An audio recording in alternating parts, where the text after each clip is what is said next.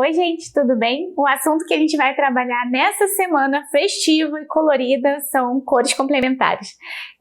Aqui no Rio, na verdade, não vai ter carnaval oficial, uma época que me encanta muito, que eu acho bem bonita as cores, as fantasias, essa alegria toda, eu acho super bonito, mas eu curto ficar o meu carnaval em casa, porque aqui é uma época que faz muito calor, fica com muita gente na rua e eu não sou muito dessas de ficar passeando nos blocos, não.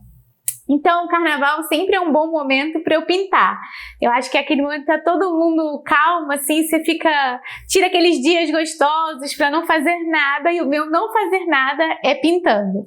Então, se você é assim como eu, vai aproveitar bastante esse vídeo dessa semana. Depois me diz aí como é que é o carnaval na sua cidade. Aqui é sempre uma bagunça completa, mas é o segundo ano que a gente está sem carnaval.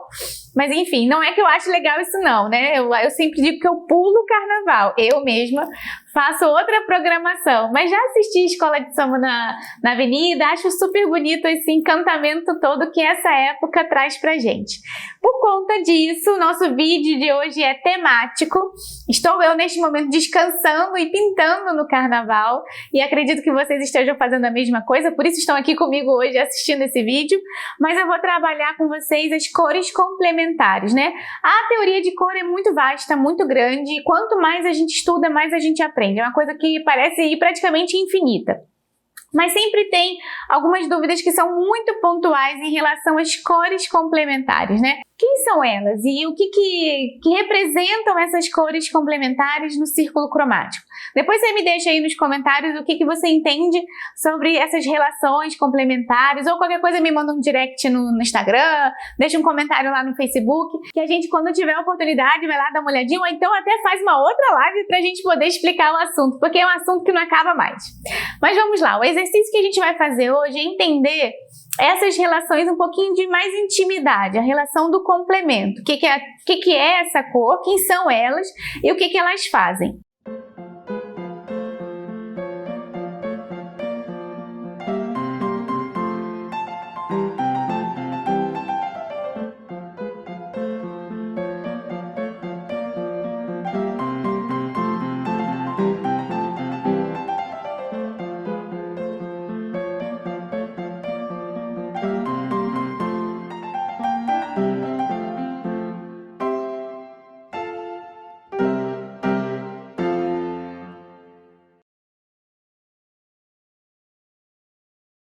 O meu par de complemento dessa semana é o verde e o vermelho, ou verde e os rosados, magentas, carmins.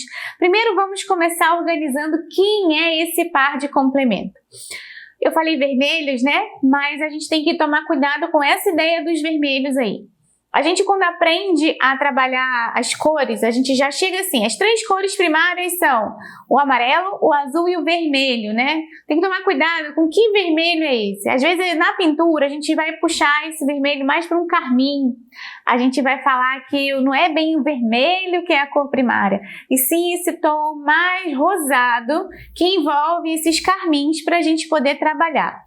O vermelho que às vezes pode estar aí na sua cabeça pintando agora como referência de vermelho, ele pode ser alaranjado demais e às vezes ele não vai dar certo como cor primária. Então, isso.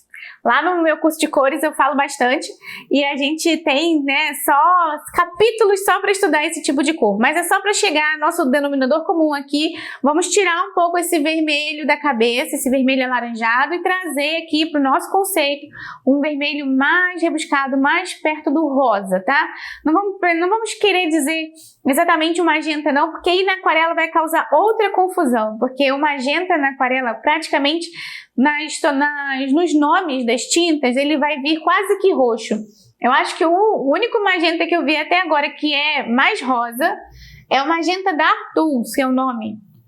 É o mais rosado de todos, mas eu tenho outro magenta aqui que é super violeta. E outras cores não vai nem aparecer esse nome magenta. Então, vamos ficar nesse momento ali entre um rosado e um vermelhinho. Vamos chamar ele de carmim ali, nesse tom, para a gente não ficar confuso e não dar errado aqui o nosso processo, tá? E quem é o par de complemento do carmim? É o verde. E por que é o verde? Vamos olhar junto aqui na nossa teoria cromática? Vamos trocar aqui um pouquinho, vamos ver aqui por cima que eu vou explicar como é que isso vai acontecer. Bom, estamos com o nosso exercício aqui do dia. Eu já fiz a primeira parte do exercício, que eu já queria começar com ela mostrada, para a gente não se perder aqui na nossa conversa. E aqui já tem uma ideia de complemento muito grande. Eu peguei as duas extremidades do complemento e coloquei numa pintura só. Então, botei a folha, né, com esse tom avermelhado, rosado, escuro aqui, com o verde do fundo. É uma pintura que fica extremamente recortada. Quando eu uso os pares de complemento, eu também vou estar aplicando na minha pintura o maior contraste possível entre essas duas cores. Antes da gente continuar, vamos ver aqui por que elas são as cores complementares, né? O que acontece aqui? Bom, aqui é um círculo cromático. Eu tenho as três cores primárias aqui, já coloquei elas em destaque no meu círculo, amarelo, o azul e o carmim. Vejam só, o vermelho que a gente falou no início, ele tá por aqui, ó. Tá? Ele tá meio próximo do laranja. Tá vendo? Esse aqui, na pintura, gente, o carmim vai funcionar muito melhor do que se você usar o vermelho. O vermelho que vem na caixinha, esses vermelhos alaranjados, eles não vão estar tão próximos daquilo que a gente precisa, tá? Então, a gente vai pensar aqui, ó, mais como esse de cá. O carmim aqui tá no sentido oposto dos verdes, lá do outro lado. Então, a gente pode usar como complemento, pode e deve, os verdes daqui, né? Dentro desse círculo aqui, a minha gama de verdes é bem pouquinha. Eu tenho um verde mais claro, próximo do amarelo, um verde intermediário, vamos dizer assim, e um verde mais azulado pra cá. Não quer dizer que o vermelho não esteja, tá? É só a gente só tem que tomar cuidado. Toda cor vai ter seu complemento. Se eu andar aqui, ó, nesse meio aqui, eu vou achar um verde intermediário mais azul. Quanto mais eu ando para o laranja, mais azulado será o meu verde para ser complemento daquele vermelho alaranjado. Quanto mais eu for andando para cá, para o violeta, eu vou achar mais verdes amarelados para eu fazer o complemento do meu carmim aqui que está andando para o roxo, tá bom? Todas as cores no círculo terão seu complemento, mas quando a gente fala de pares complementares, logo na cabeça da gente vem essa ideia das três cores primárias e quem são seus complementos ali do outro lado. Então vamos pensar um pouquinho por que elas levam esse nome. Às vezes tem teorias que trazem a ideia de cor oposta, né? Também pode ser por esse nome, cor oposta. A cor oposta, gente, é aquela que está no outro lado do círculo. Mas elas não são só complementares porque geograficamente no círculo cromático elas ficam, né? Nesses sentidos opostos. Não é isso. É porque quando eu tenho as três cores primárias que regem todo o meu círculo aqui, quando eu misturo as três, eu vou tender a criar um neutro. E se me falta uma, vamos tirar aqui, ó. Vamos perguntar ao carmim. O que falta, carmim, para você se tornar o neutro? O neutro está aqui. Pergunta para o carmim. O que falta? Vai faltar amarelo e azul. Quem é amarelo e azul, gente? É verde. Tá bom? Então, é aí, ó, a solução da equação matemática aqui dos complementos tá nessa ideia aqui. Então, vamos lá. E aí, a gente pode criar uma infinidade de coisas com essas ideias das cores complementares. Eu posso ter um tom aqui, ó, cada verde, cada vermelho, cada rosado ali vai ganhar uma variação. Não é só um tipo de verde, nem só um tipo de vermelho. Eu posso ter vários verdes conversando com vários avermelhados. Olha só, o importante é a gente pensar que juntos eles vão criar para a gente aquelas tonalidades neutras.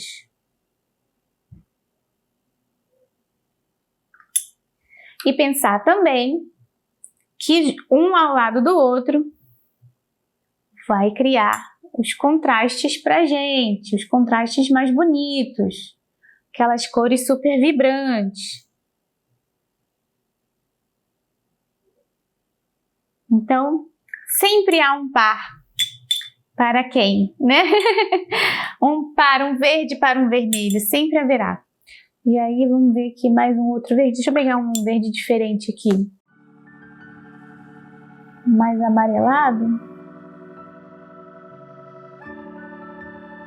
Vamos pegar um rosado aqui mais pro violeta. E eles vão acinzentando aqui, tá vendo?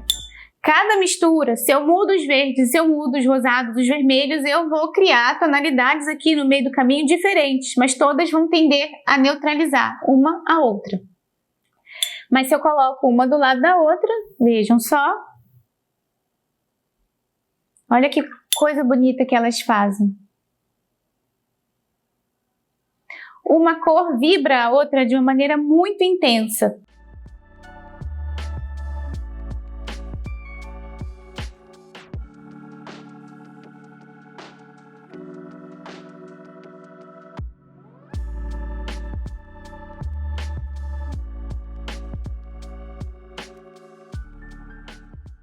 E esse aqui é o par, né? São as cores que vão estar chamando a atenção. Se eu tiver um trabalho, né? Olha só, um trabalho como esse, uma do lado da outra, elas chamam muita atenção. Se eu tivesse pintado essa folha aqui de um outro verde, ela quase não ia aparecer.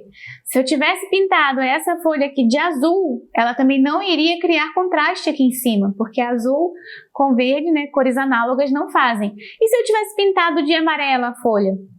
O amarelo ia aparecer porque ele é mais claro do que o verde, mas não ia causar contraste também. O maior contraste está quando são essas cores aqui que estão opostas no círculo, então são os pares de complemento que criam essas tonalidades acinzentadas quando a gente mistura uma com a outra.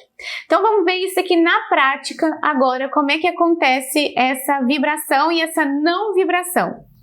Aqui está já a pintura. E eu vou fazer agora uma mistura. Vou trabalhar só com as misturas aqui. Não vou colocar as vibrações. E a gente vai ver como a gente pode organizar essas pinturas de maneira diferenciada. Ainda tem muitas outras relações que a gente pode criar aqui a partir da nossa ideia de complemento. Deixa eu jogar aqui mais para perto as cores. Então aqui eu peguei o verde puro e botei no fundo. Vamos pegar aqui alguma mistura entre um verde e o verde do fundo foi bem esse aqui. Esse tom que eu usei. Deixa eu pegar o nome desse tom, pra gente não ficar falando esse tom de verde, né? Vamos lá na cor. Aqui, ó. Vou mostrar de novo quantas vezes for necessário. Vou mostrar meu caderno aqui. Porque quando eu não sei o nome da cor, é só eu olhar o meu caderno. Oi, gente. Aqui. Tá mais aqui pro final. Tadã! E a gente acha. Esse verde aqui chama Cobalt Green. Esse que eu tô usando agora. Então, é o verde de cobalto. A minha versão dele é profissional. Ele não é um verde que eu uso com tanta frequência assim. Eu tenho um tubinho só. Então, ele é meio opaco, parece até um guaxizinho. Bom, se eu botar mais água no meu verde de cobalto aqui, eu vou dar uma desmanchada. Vou clarear ele, mas nada acontece, a cor continua a mesma. Agora, se eu começar a misturar o meu verde de cobalto com o rosado, vamos pegar aqui um carmim. Dependendo do tom, eu vou fazer algumas variações.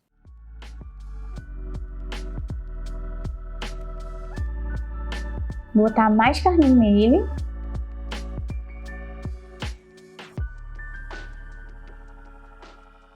Olha, esse aqui deu um super cinza aqui. Se eu botar mais verde,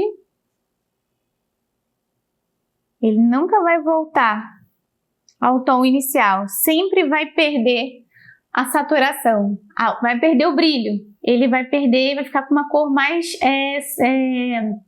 menos luminosa, vamos dizer assim, porque ele vai sempre tender ao cinza. Então vamos olhar aqui isso de fato acontecendo. Ó, aqui tem bem pouquinho carmim, ó. Mesmo assim, ele vai perdendo aqui a cor do verde luminoso e vai caminhando para esse tom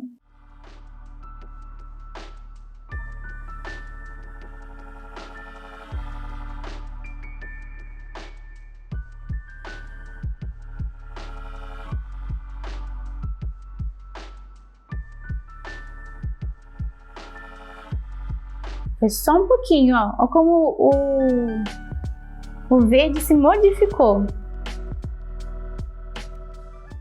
E não quer dizer que você tem que, para achar o cinza nessa mistura de par complementar, tem que ser meio a meio, não. Assim, não vá pensando, o cinza eu só acho se eu misturar meio de rosa, né, meio do carmim com meio do verde. Não precisa ser meio a meio, não. Porque as proporções vão ser diferentes para poder alcançar tons diferentes. Em tinta, a gente não tem essa do meio a meio, não. Tem o tom que você quer alcançar, tá?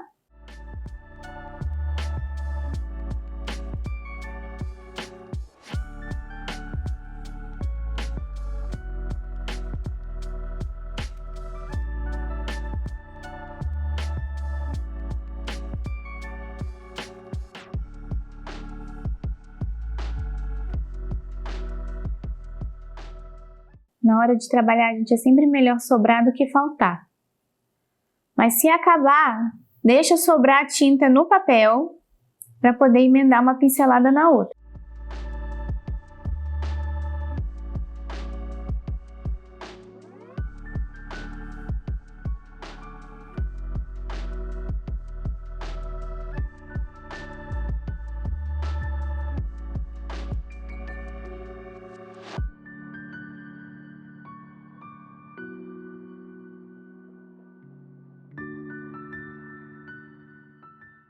Prontinho, ó. Já pintei o fundo. Olha que tom super diferente que ficou. Só porque eu misturei um com o outro. Então, aí a gente começa a perceber o que a gente pode modificar com essas relações. Eu vou puxar um zoom aqui agora. Vou deixar secar só um pouquinho esse fundo para não borrar essa nossa folha aqui. Mas eu vou fazer a mesma coisa, o mesmo estudo com os vermelhos de cá. A gente vai tirar a saturação dessas cores, aplicando a mesma ideia. Então, eu vou limpar esse pedaço do verde, vou usar aqui para misturar.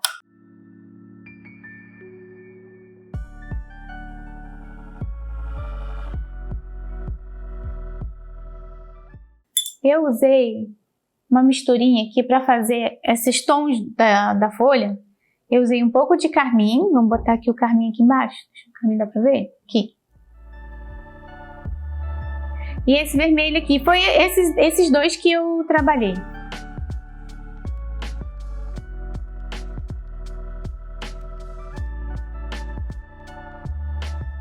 Aqui, ó, ficou um tom um pouquinho aqui, mais avermelhado. E só mostrar, usei também uma cor já não tão brilhosa assim, para fazer a parte mais escura,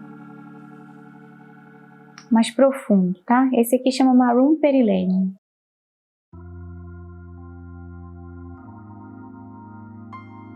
Então o nosso tom geral era uma cor mais ou menos assim. Vou fazer duas coisas aqui, você vai guardar na memória essa informação. Bom, eu vou pintar essa folha agora, mais ou menos com o tom que a gente usou aqui nessa de cá, e a gente vai ver uma situação, a gente vai fazer uma experiência aqui de cor, tá? Aqui, vou preencher o espaço. Vou botar mais aqui, vou até botar mais esse aqui chama vermelho permanente. Esse que eu tô usando, ele não é um vermelho que puxa pro laranja, tá? Estão percebendo aqui que esse vermelho tem uma intensidade, mas ele não puxa pro laranja. Os vermelhos que puxam mais pro laranja, que às vezes atrapalham aqui a nossa situação, os vermelhos de cádmio, são esses pra cá, ó. Pra cá. Esses estão muito perto do laranja.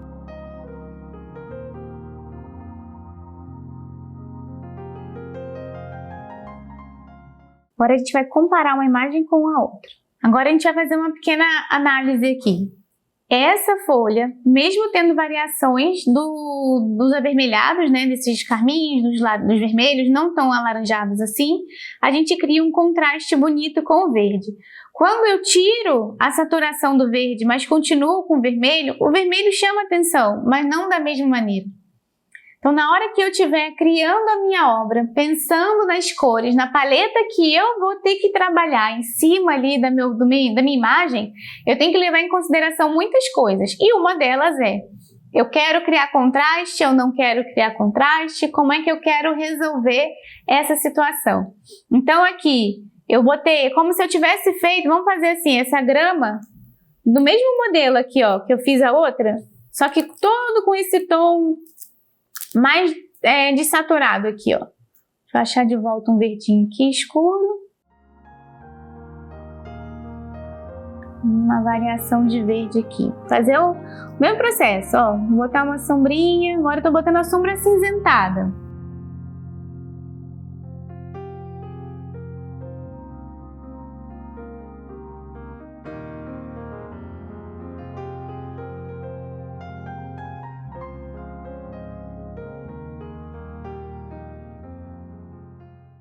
Gente, para esse estudo aqui eu estou usando o papel Concept da Honey Miller, tá? Então, sempre que vocês me verem aqui fazendo uns estudos, eu uso os papéis bem simplesinho, porque é cara de estudo, para comparar, para a gente entender. Façam a mesma coisa em casa. Usem papéis mais simples para estudar, depois que pegar segurança na ideia, né? E vai usando o papel melhor. Mas esse aqui serve para isso. Para fazer essas comparações, visualizações, testes de cor. Olha só que beleza, esse papel aqui funciona super para fazer isso. Papel simples, baratinho. E tenha sempre um caderno de um bloco mais barato para fazer esse tipo de trabalho, estudo, desenho, coisas assim. Depois passa, né, com mais segurança para um papel melhor. Aí você faz a sua obra-prima lá no seu papel bom. Esses papéis mais simples para estudo vão dar um bom resultado para o que a gente quer conversar aqui. Vamos lá. Fiz aqui o movimento da grama, uma sombrinha com o tom do cinza ali, que aconteceu mesmo cinza feito através das cores, né? Criei aqui uma sensação de claro escuro, porque eu escureci esse ponto, né, da sombra da folha, ela estava de um jeito. Agora eu botei um tom ali de escuro. Então aqui eu só não botei as vibrações do verde, mas fizemos uma vibração de claro escuro aqui. Colocamos uma sombra aqui mais baixo, aqui embaixo, parecida com essa que eu coloquei aqui. Aqui eu botei o verde mesmo. Peguei esse verde, coloquei aqui. Peguei esse verde mais escuro, coloquei aqui e deixei ela criar a sombra pra cá. Aqui a gente fez um acinzentado com esse verde e colocou o sombra mais escuro aqui com outro verde que a gente fez, mas tirando a saturação. E aqui a folha ainda tá vermelha, certo? Eu tenho um pouco de vibração, mas não é a mesma vibração que acontece aqui. Não vai ser da mesma maneira. Acontece porque ela escureceu, mas não porque é uma cor que está vibrando a outra. Aqui a gente vai ter a vibração feita por conta da sombra desse escuro que eu botei com a folha que é um pouco mais clara. E se eu tirasse também a saturação da folha aqui, continuasse trabalhando com as mesmas cores, verde e vermelho, não vou adicionar mais nenhuma outra. Agora eu vou fazer as sombras assim. Vou pegar mesmo tom, a mesma mistura aqui e coloquei para cá. Eu vou fazer as nervurinhas da folha. Usando verde e usando vermelho.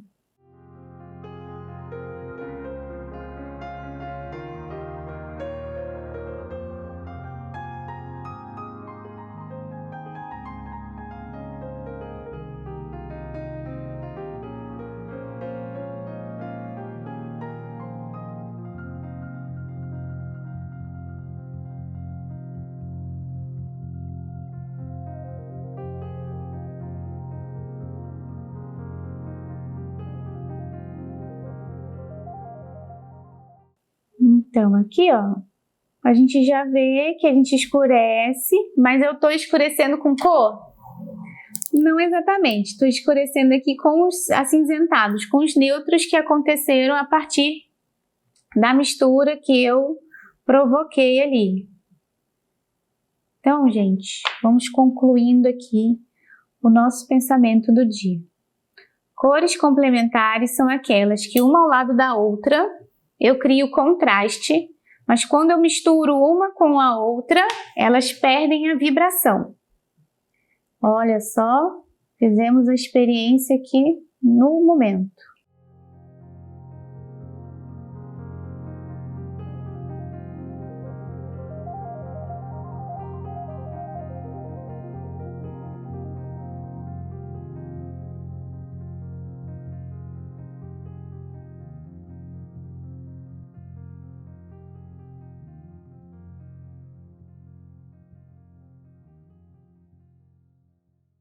Às vezes essa vibração ainda pode vir, ó.